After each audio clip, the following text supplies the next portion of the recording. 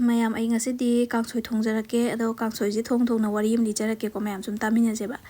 wari se am su nokninge ai ado angakpa am su oi bai je ongta thoktribanina hajikse luhong panthanina baton lakpadagi ai su nahanse hajingpot ama chatlebako nungdang se popang piba aduduga khogi nupi mayum ne ba dun dum jumain chatnai dana nupi khoidi adugi chatpasida isida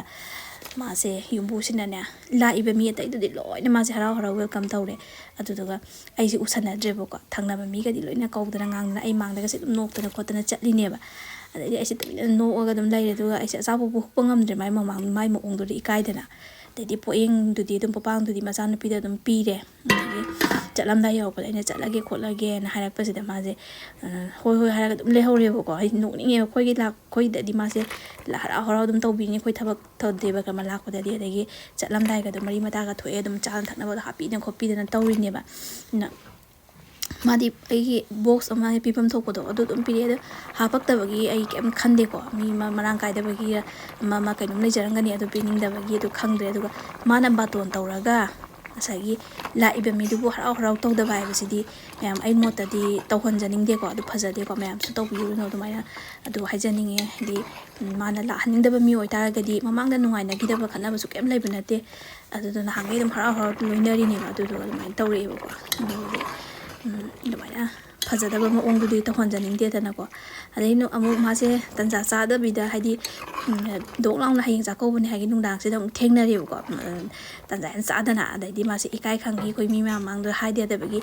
haying se jakobu ngal la okholo ga haire ko adaidi ai se lohom su sakhedre dum ai se tandana moi mo ongdu adaidi jakobu su ai yauroi dum khangre ko adaidi ne thabak su chinli chile da aina dum haire ai da ai hengdi yauroi kholore thabak chinba leire khole dum haidokre no sini mayam aina haijaningi se aise nok su nokningi mi jingje cha cha ni ko lai se punsi de ampu thengna de dumai taw je do mayam di thengna bi bro sumaina sumba mi jingje khangde do wari je side su loisale do ai injang ji ju loisalak pe timing yore ko mayam ado khangde da miwe base amaga wakhal mana de haidune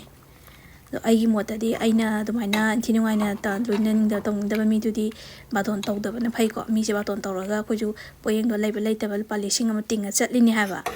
ado wase khangdaba mirak tinthorokpada phajadaba mi se ja yam lei ko mayam da su thokpra do khangde ai yoina de anga numitun ahan bane ba thoise ai punga ngai dunga si yoina de ai kangsoi ju loisale wari ju loigre to mayam haudo manbra kangsoi je haudi haugi ko mayam sinum ki kangsoi je ina khadi kuire indam da changba horokdo da thongja gi ba kangsoi ni matang sida loisalagi ngasi gi de